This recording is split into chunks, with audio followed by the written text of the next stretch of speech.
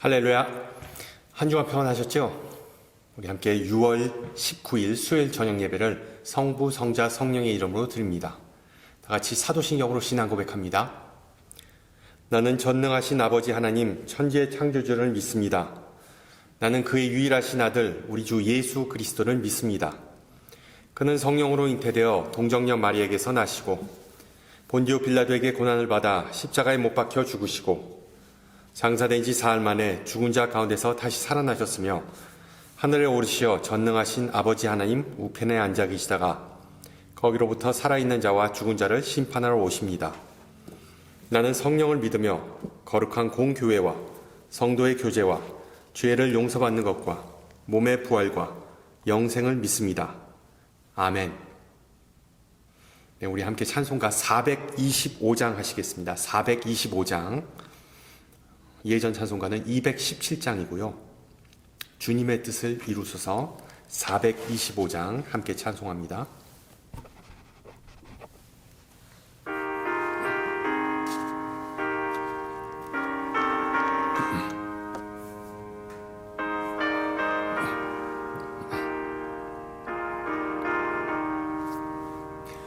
주님의 뜻을 이루소서 고요한 중에 기다리니 진흙과 같은 날 빚으사 주님의 형상 만드소서 주님의 뜻을 이루소서 주님 발 앞에 엎드리니 나의 맘속을 살피시사 눈보다 희게 하옵소서 주님의 뜻을 이루소서 병들어 몸이 피곤할 때 권능의 손을 내게 펴사 강건케 하여 주옵소서 주님의 뜻을 이루소서 온전히 나를 주장하사 주님과 함께 동행함을 만민이 알게 하옵소서.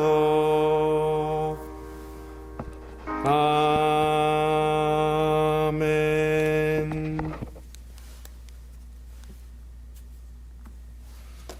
네, 하나님께서 오늘 저녁 우리에게 주신 말씀 창세기 22장 1절에서 14절입니다. 창세기 22장 1절에서 14절, 제가 가진 성경은 구약 28페이지입니다. 창세기 22장 1절에서 14절 말씀을 받들어 봉독합니다. 그 일 후에 하나님이 아브라함을 시험하시려고 그를 부르시되 아브라함아 하시니 그가 이르되 내가 여기 있나이다. 여호와께서 이르시되 내 아들 내 사랑하는 독자 이삭을 데리고 모리아 땅으로 가서 내가 내게 일러준 한 산 거기서 그를 번제로 드리라.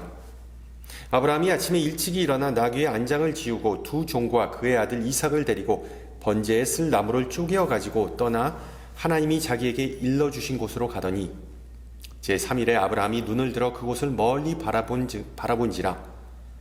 이에 아브라함이 종들에게 이르되 너희는 나귀와 함께 여기서 기다리라. 내가 아이와 함께 저기 가서 예배하고 우리가 너희에게로 돌아오리라 하고 아브라함이 이에 번제나무를 가져다가 그의 아들 이삭에게 지우고 자기는 불과 칼을 손에 들고 두 사람이 동행하더니 이삭이 그 아버지 아브라함에게 말하되 이르되 내 아버지여 하니 그가 이르되 내 아들아 내가 여기 있노라.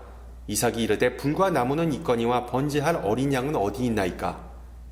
아브라함이 이르되 내 아들아 번제할 어린 양은 하나님이 자기를 위하여 친히 준비하시리라 하고 두 사람이 함께 나아가서 하나님이 그에게 일러주신 곳에 이른지라. 이에 아브라함이 그곳에 제단을 쌓고 나무를 버려놓고 그의 아들 이삭을 결박하여 제단 나무 위에 놓고 손을 내밀어 칼을 잡고 그 아들을 잡으려 하니 여호와의 사자가 하늘에서부터 그를 불러 이르시되 아브라함아 아브라함아 하시는지라. 아브라함이 이르되 내가 여기 있나이다 하매 사자가 이르시되 그 아이에게 내 손을 대지 말라. 그에게 아무 일도 하지 말라. 내가 내 아들 내 독자까지도 내게 아끼지 아니하였으니 내가 이제야 내가 하나님을 경외하는 줄을 아노라. 아브라함이 눈을 들어 살펴본즉 한 순양이 뒤에 있는데 뿔이 수풀에 걸려 있는지라. 아브라함이 가서 그 순양을 가져다가 아들을 대신하여 번제로 드렸더라. 아브라함이 그 땅 이름을 여호와 이레라 하였으므로 오늘날까지 사람들이 이르기를 여호와의 산에서 준비되리라 하더라. 아멘. 미국 남부 시골에 조그만 학교가 있었습니다. 학생 수도 적어서 학년을 막론하고 다 한 반에 몰아 수업하는 그런 조그만 학교였습니다. 이 학교에는 새로운 교사가 부임하였는데 대부분 아이가 시골에서 자유롭게 자라서 그런지 그 선생님 보기에 항상 지각하거나 아니면 일과가 끝나기도 전에 하교해버리는 그런 황당한 일을 목격하였습니다. 그러나 한 어린 소녀만이 일찍 등교해서 교사가 수업 준비하는 것을 다 도와주고 또한 수업이 끝나면 선생님을 도와서 반을 다 청소했습니다. 물론 수업 시간 중에는 항상 선생님의 말씀을 집중해 듣는 모범적인 그런 모습을 보여주기도 하였습니다. 어느 날 아이들이 심하게 떠들고 장난쳐서 수업이 완전히 난장판이 되자 교사는 그 맨 앞줄에 앉은 그 소녀를 가리키면서 말했습니다. 조용 조용! 도대체 왜 너희들은 이 친구처럼 예의 바르고 수업에 집중하지 못하는 거니? 그러자 뒤에 앉아있던 어느 사내 아이가 벌떡 일어서서 말했습니다. 선생님, 우리 보고 쟤처럼 하라는 건 말이 안 돼요. 쟤는 우리보다 유리한 입장이 있단 말이에요. 유리한 입장이라니 그게 도대체 무슨 얘기냐? 그러자 남자아이는 자리에 앉으면서 이렇게 속삭였습니다. 쟤는 고아란 말이에요. 부모 없이 태어나거나 부모 없이 자라는 것은 정말 큰 불행이지요. 정말 이 남자애와 같이 철없는 얘기이지만 고아로 살아가는 것에 어떤 장점이 있다고 생각하십니까? 그 어떤 장점을 생각하기가 힘들지요. 다만 인터넷에 올라온 어느 글을 보니까 고아가 커서 나중에 결혼하면 그 남편이나 아니면 그 아내 되는 사람은 적어도 시댁이나 처가 사람들과 얼굴 붉힐 일이 없다는 것입니다. 또한 독이 되는 부모, 영어로는 toxic parents라고 그러죠. 독이 되는 부모 밑에서 학대를 받고 자라는 것보다 아예 고아로서 사는 것이 낫다는 주장도 받습니다. 여러분, 우리 모두 언젠가는 다 부모님이 돌아가시고 고아가 될 처지에 있지 않습니까? 다행인 것은 우리 모두에게 영원한 아버지가 계신다는 것이죠. 그리고 다윗은 그 영원한 아버지를 다음과 같이 묘사합니다. 하나님은 고아의 아버지시며 과부의 재판장이시니라. 여기서 재판장은 영어로 defender, 보호자시나 라고 그렇게 묘사합니다. 비슷한 맥락에서 요한복음 14장에서 예수님은 우리를 고아와 같이 버려두지 아니하겠다라고 약속하시죠. 실제로 성경에는 하나님께서 자기 자녀들뿐만 아니라 우리뿐만 아니라 가정이 정말 무너져서 고아가 된 가부가 된 그 이들에게도 지대한 관심과 사랑을 가지신다는 그런 구절이 수도 없이 발견됩니다. 바꾸어 말하면 성경은 하나님처럼 좋은 아버지가 결국 건강하고 화목한 가정을 만든다고 암시하는 것이죠. 그러나 오늘 읽은 본문은 꼭 그렇지만은 않은 듯합니다. 여러분, 예전에도 말씀드렸듯이 이 창세기에 나오는 그 가정들, 부족이죠. 다 정말 고장난 가족의 모습을 보여줍니다. 고장난 가족, 영어로는 dysfunctional family라고 그러죠. 기능을 못하는 정말 이상한 그런 가정의 모습입니다. 실제로 창세기에는 질투, 이기심, 기만, 거짓말, 은폐, 심지어 살인과 같은 그런 아주 악한 그리고 부정적인 주제들이 난무합니다. 그런데도 하나님은 그 와중에 자신의 뜻과 계획을 묵묵히 이루어 가신다는 것이 바로 창세기의 주제이죠. 문제는 오늘 나오는 이야기에서 하나님의 그런 선하시고 신실하신 모습이 잘 보이지, 잘 감지되지 않는다는 점입니다. 앞서 창세기에서 나오는 주요 사건들을 좀 살펴보면 우선 하나님은 하갈과 그리고 이스마엘을 사막 한가운데서 구하시면서 긍휼과 인자하심을 드러내시죠. 또한 그 이전에는 노인이 된 아브라함과 사라가 곧 아들을 낳게 될 것이라는 정말 믿지 못할 소식을 전달해 주십니다. 그리고 그 이전에는 아브라함에게 큰 복의 근원이 될 것이라는 그런 축복을 내려주십니다. 우리는 바로 그 아브라함의 하나님을 믿는 자녀이기 때문에 우리에게 있어 하나님은 정말 산성이시고 피난처이시고 그리고 또한 우리의 힘이라고 우리의 능력이라고 고백합니다. 우리가 자격이 있든 없든 하나님은 우리에게 항상 꾸준히 은혜 베푸시는 분이십니다. 하나님은 천지 만물을 창조하시고 생사화복을 주관하시는 분임을 우리는 성경을 통해서 잘 알고 그리고 또한 고백하고 있습니다.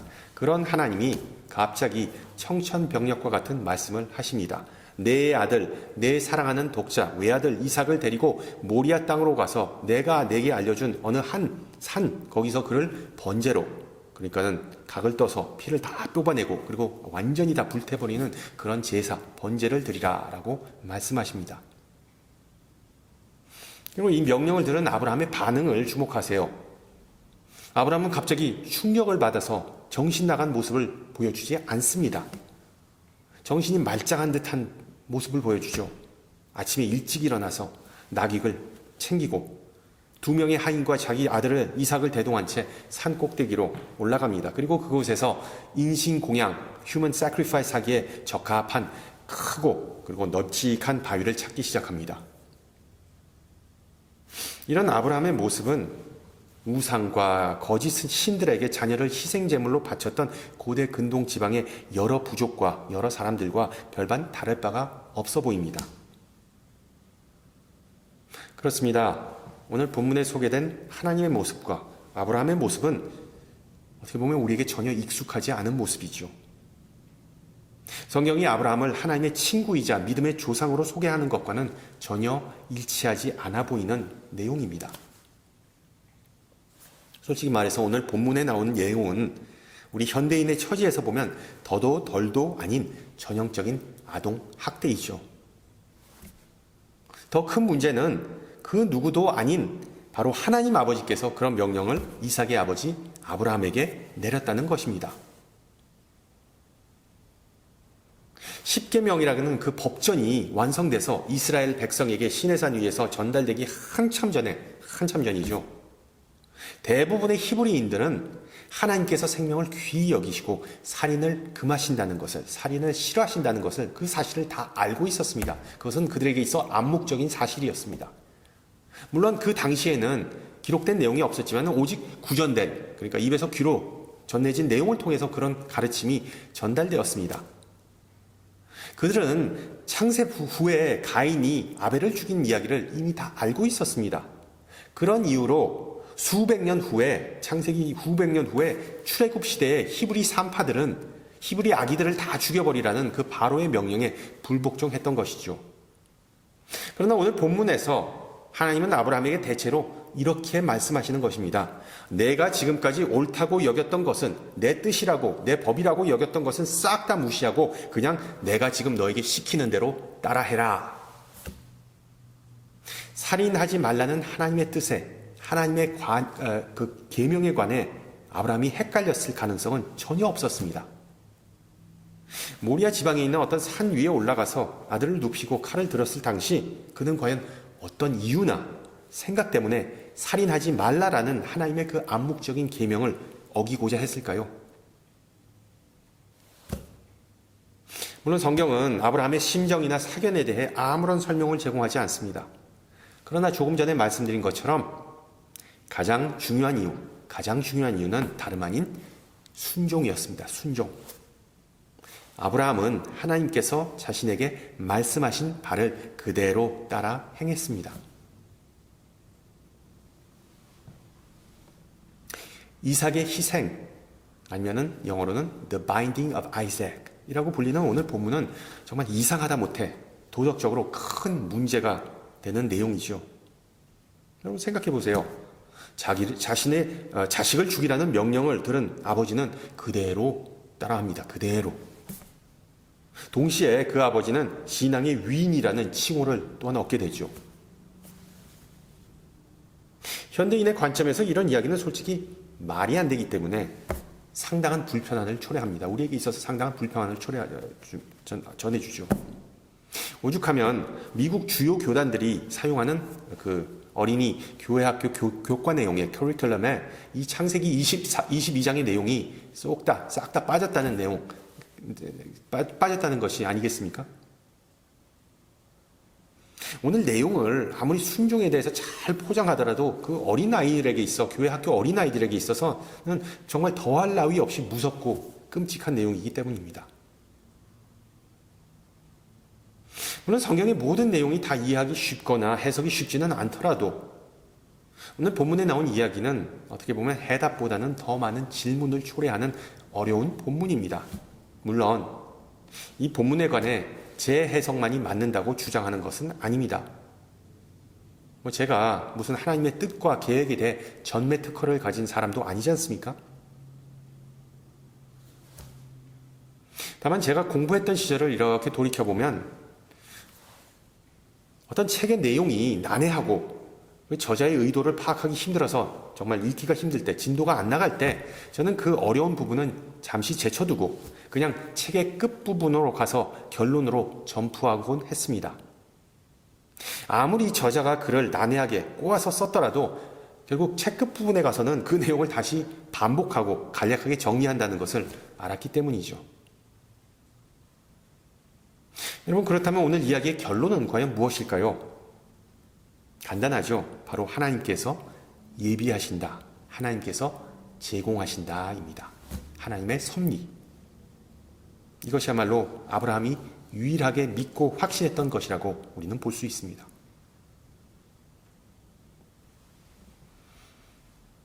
The Divine Providence, 하나님의 섭리에 대해 우리 신앙인들도 믿고 고백합니다. 그런데 살다 보면 항상 하나님께서 예비하시고 제공하신다는 그 확신이 희미해지거나 아예 잊히는 경우가 자주 발생하죠. 그래서 아브라함은 하나님께서 희생제물을 제공하실 거라는 그 믿음으로 행하였습니다. 다행히 돌아올 수 없는 강을 건너기 직전에 하나님의 사자의 제지를 받은 아브라함은 근처에 있는 양 한 마리를 발견합니다. 그리고 그 양을 번제로 바친 후에 그 장소를 여호와 이레, 여호와의 산에서 준비되리라 라고 명명하였습니다. 그리고 알다시피 정말 먼 훗날에 다윗 시대 예루살렘 도성과 그리고 또한 성전이 세워지게 될 그 시온산이 바로 오늘 이야기에 나온 산이기도 하죠. 보다시피 비극적인 운명의 장난으로 비추었던 사건은 결국 하나님의 섭리하심에 관한 교훈을 제공해주는 사건이라는 것이 밝혀지게 됩니다. 창세기 저자가 22장 1절 첫 부분부터 언급하였듯이 이 사건은 다름 아닌 아브라함의 신앙을 시험하는 계기였고, 그리고 아브라함은 그 시험을 통과했던 것입니다. 따라서 아브라함의 신분에 대해 우리는 또 하나의 정보를 얻게 되죠. 아브라함은 단지 이삭의 아버지이자 사라의 남편이 아니라 하나님의 신실한 종이라는 사실입니다. 이야기를 종합해보면 오늘 이야기는 어떻게 보면 한없이 복잡하게 느껴질 수 있겠지만 단순하게 생각해보면 아브라함은 하나님에게 순종하였고, 그리고 또한 하나님은 아브라함을 위해 예비하셨다. 이것이 바로 이야기의 요점입니다. 순종과 섭리. 그런 면에서 아브라함은 자신에게 주어진 임무를, 미션을 완수함으로써 정말 뛰어난 기질을 보여주었죠. 그는 독생자, 그러니까 외아들을 잃을 수 있다는 자신 앞에 닥쳐온 그 비극적인 상황에 초점을 맞추지 않고 하나님의 약속에 집중하였습니다. 내가 너에게 복을 주고 너를 창대하게 하리라는 하나님의 말씀을 그 위기의 순간에도, 그 아찔한 순간에도 기억했던 것이죠. 저와 여러분의 신분과 그리고 또한 소명에 있어서도 이것은 사실입니다. 하나님의 자녀이자 일꾼으로 살아간다는 것은 성경에 기록된 하나님의 말씀과 그 진리를 우리 삶 속에서 항상 기억하고 되새기면서 사는 것이죠. 예를 들어 우리가 하나님의 자녀가 된 징표, 즉 세례에 관해 성경은 우리에게 어떤 진리를 전해주고 있습니까? 바로 우리는 다름 아닌 하나님의 소유이자 언약의 자녀라는 사실입니다. 여러분, 우리가 신앙생활하면서 문제가 발생하거나 시험에 드는 경우는 바로 우리 자신이 누구인지를 잊거나 망각하거나 우리 자신에 대해 오판하거나 오해할 때입니다. 예를 들어 이 세상의 많은 이는 자기 자신이 상당히 능력 있고 강해서 자신의 인생을 어느 정도 통제하면서 살 수 있다고 착각합니다. 고로 그들은 다른 사람의 도움도 필요 없고 하나님의 도움마저 필요 없다는 그런 교만함에 빠져 있습니다. 이와는 반대로 어떤 이는 자신이 너무나 못나고 보잘것없어서 늘 걱정을 안고 살아갑니다. 심하게 낮은 자존감 때문에 하나님이나 다른 사람들이 자신을 도울 수 있다는 사실을 잘 받아들이지 못합니다. 아니면 인생에 있어 오직 그 목적과 그리고 또한 개인적인 야망에 사로잡혀 사는 사람도 있습니다. 자신의 우선순위가 인생에서 가장 중요하기 때문에 주변 사람에게 신경 쓰지도 않고 자기가 가는 길에 걸리적거리는 것이 있으면 그것을 치워버리거나 아니면 그냥 다 무시해버립니다. 내 뜻 아니면 안 된다는 그런 사고 때문에 하나님의 말씀에 귀를 기울이지도 않습니다. 마지막으로 술에 물 탄 듯, 물에 술 탄 듯 종류의 사람이 있죠. 엄청나게 몸을 사립니다. 다른 이의 기분을 상하게 하는 것을 최대한 자제하기 때문에 어떻게 보면 어떤 피스메이커, 평화를 가져오는 자, 온유한 사람으로 보이기도 합니다. 그런데 그 사람을 자세히 보면 원래 겁이 많은 겁니다. 용기가 없어서 불의한 상황에 맞닥뜨리고 불의한 상황을 목격하더라도 못 본 채 조용히 넘어가는 경우가 태반입니다. 한마디로 바른 말 하기 싫어한다는 것이죠. 믿음으로 산다는 것은 여기저기 부닥치거나 혹은 적당히 타협하면서 사는 삶이 결코 아닙니다. 믿음으로 산다는 것은 나의 안전함을 추구하거나 아니면 막무가내로 사는 삶을 의미하지 않습니다. 살아서 성장하는 믿음은 내가 하기 싫거나 나를 불편하게 만들거나 심지어 나를 괴롭히게 하는 상황에 맞서는 그 자세, 그 용기를 수반합니다. 지난주에 복음과 하나님 나라의 가장 큰 특징은 반문화적이고 반직관적이라고 말씀드렸습니다. 반문화적, 반직관적. 쉽게 말하면 하나님은 우리 예수님께서 그러셨던 것처럼 자신의 자녀인 우리가 끊임없이 바운더리, 경계선을 뛰어넘고 새로운 것에 도전하는 것을 원하십니다. 우리 현대사회에서 내 바운더리를 침범한다는 것은 상당히 offensive한 거죠. 상당히 기분 상하는 것이죠. 예의에 어긋나고. 그러나 하나님은 우리의 바운더리, 그 경계선을 끊임없이 넘기를 원하십니다. 새로운 것에 도전하는 정신, 그것이 바로 하나님을 기쁘게 하는 것입니다. 그렇게 하지 않으면 복음은 일상이라는 울타리 속에서 그냥 썩어가고 하나님 나라는 절대로 확장되지 않기 때문이죠. 물론 우리가 평화로운 일상, 그러니까 샬롬을 누린다는 것은 축복 그 자체입니다. 샬롬이 없다, 그렇게 얘기하면 어떻게 보면 상당히 배부른 소리로 들릴 수도 있죠. 그러나 여러분, 그 일상은 또한 이 양날의 검과 같다는 사실을 기억하시기 바랍니다. 내 삶이 평화롭고 안정적일 때 영적으로 해이해지기 쉽기 때문이죠. 오늘 본문을 보세요. 하나님께서 아브라함을 부르시고 시험한 때는 바로 아브라함이 비교적 평화로운 일상을 누릴 때 만사 형통해 보일 때였다는 점을 주목하세요. 역설적이지만 하나님은 우리의 마음이 하나님으로부터 멀어지는 것을 방지하기 위해 우리를 시험하십니다.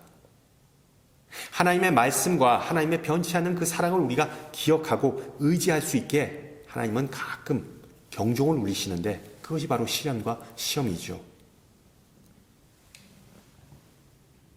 따라서 모든 상황 속에서 내가 지금 처한 문제나 불편함에 시선을 두지 말고 우리를 위해 예비하시는 그 하나님에게 시선을 두시기를 소망합니다. 그러면 하나님께서 우리를 위해 행하시는 크고 놀라우고 비밀스러운 일들이 눈에 쏙쏙 들어오는 은혜가 있습니다. 할렐루야.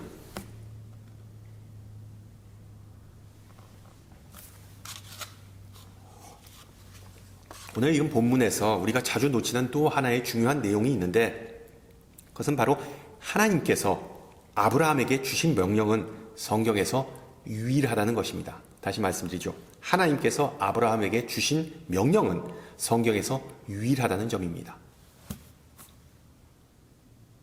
뉴스를 보면 가끔 악독하거나 정신 나간 부모가 자녀를 학대하거나 심지어 살해했다는 그런 비극적인 소식을 접하게 되죠. 문제는 그들이 나중에 하나님께서 그러라고 나에게 시켰다라는 황당한 주장을 내놓는 것입니다. 나는 하나님의 말씀을 따랐다. 마치 자신이 무슨 아브라함이라도 된다는 식의 그런 어떤 종교적 광기와 태학을 보여주죠. 지난주에 말씀드렸지만 우리가 성경을 문자적으로 해석하면 안 되는 이유가 바로 여기에 있습니다. 여러분, 하나님은 인신공양, human sacrifice를 즐기시는 분입니까? 아니죠. 아닙니다. 하나님은 그 어떤 아버지에게도 자녀를 제물로 바치라고 하신 적은 없습니다. 실제로 레위기서에서는 인신공양 그 자체를 금지합니다.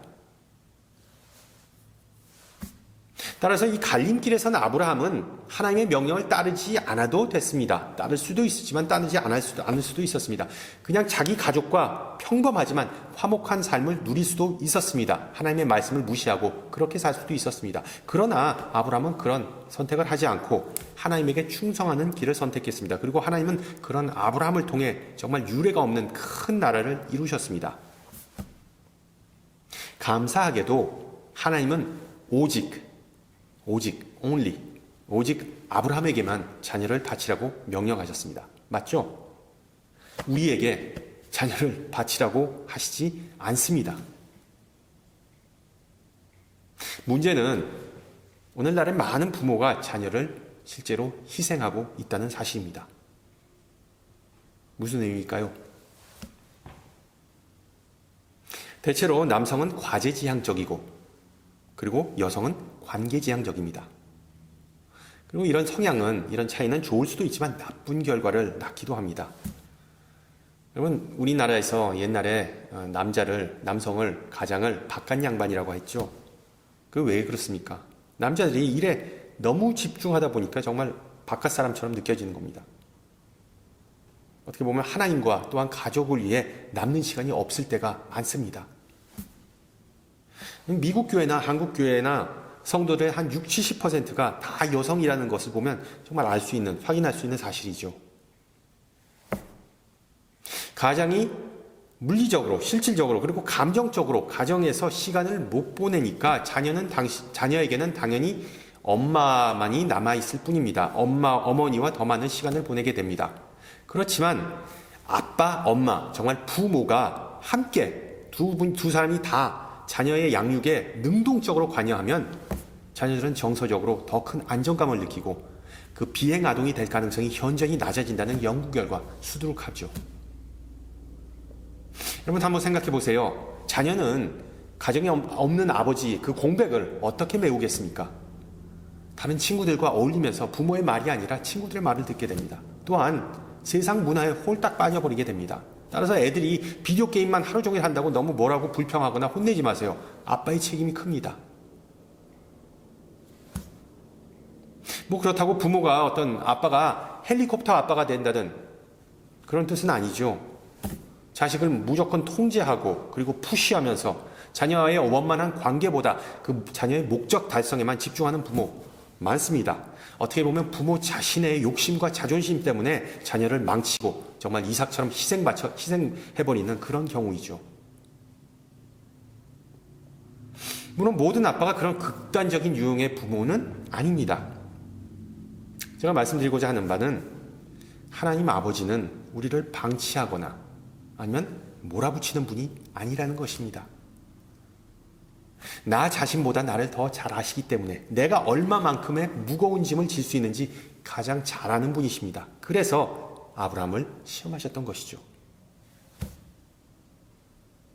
우리가 성경을 읽으면서 전지전능하신 하나님은 그 이야기의 결말, 아브라함의 결정을 뻔히 다 아셨을 텐데, 미리 아셨을 텐데 왜 굳이 아브라함에게 이삭을 바치라고 하셨는가라는 그런 의문을 가지면 그것은 잘못된 질문입니다.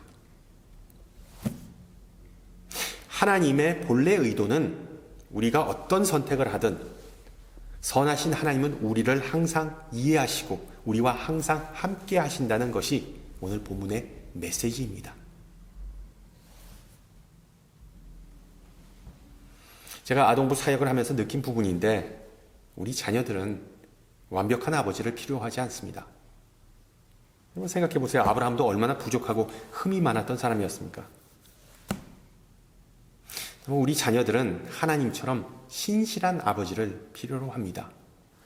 옆에서, 뒤에서, 아니면 밑에서 받쳐주면서 자녀를 항상 도와주고 북돋아주면서 모범을 보이는 아버지가 필요하다는 생각이 많이 듭니다. 한국의 전통적이고 가부장적인 가정에서 과거에 자랐던 분들은 어렸을 때 나는 나중에 커서 우리 아버지처럼 하지 말아야지 라고 생각하면서 자랐을 수 있습니다.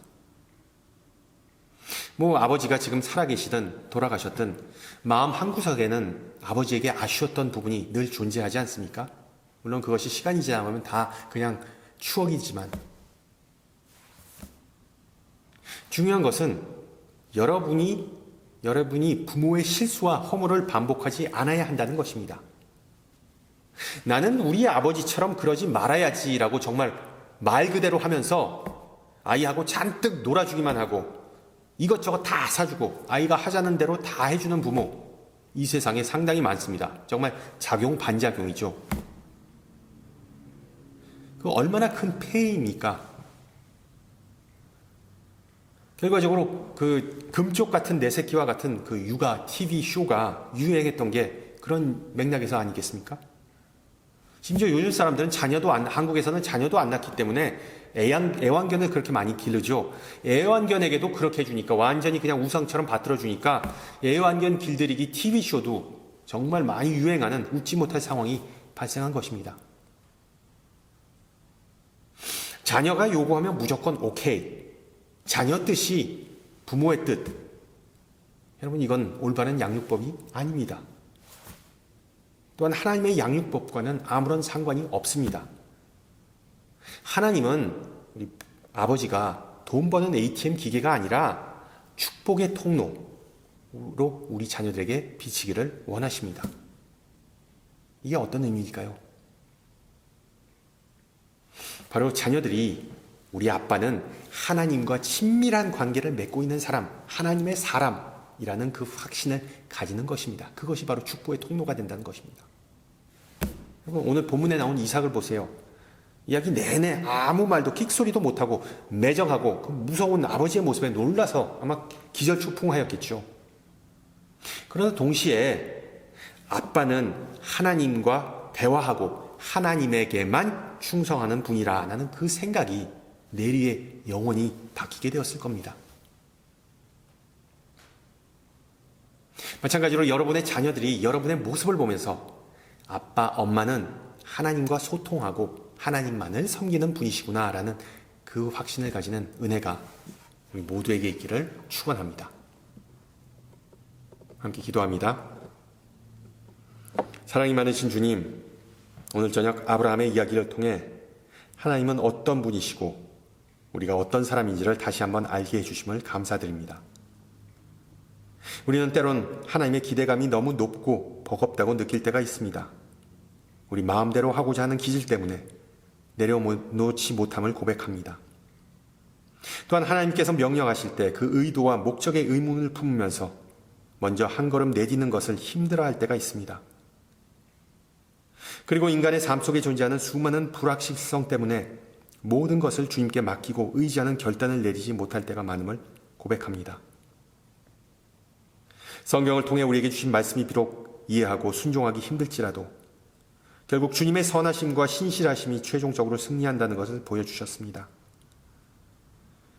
우리가 주님의 뜻에 따르지 못하고 주님의 길을 걷지 못하더라도 성령께서는 우리와 동행하시면서 늘 주님의 영광과 우리의 유익을 위해 일하신다는 사실을 감사하고 찬양합니다. 우리가 길을 잃고 헤맬지라도 우리를 긍휼히 여기시고 가장 힘든 상황 속에서도 길을 보여주시고 빛을 비추신다는 그 약속을 의지하면서 주님의 인도하심에 순종하게 하옵소서. 주님, 특히 이 시간 아브라함과 같이 자녀를 양육하고 신앙으로 돌보는 모든 부모를 위해 기도합니다. 그들이 예수님과 같은 삶을 통하여 성결하고 사랑이 넘치는 모습을 보이므로 자녀들에게 귀감이 되게 하옵소서. 주님께서 우리를 사랑하셨듯이 우리도 더욱 사랑할 수 있는 용기를 허락하여 주시고 또한 주님을 더 알고 사랑함으로써 주님을 더욱 신실하게 섬기는 은혜가 있게 하옵소서.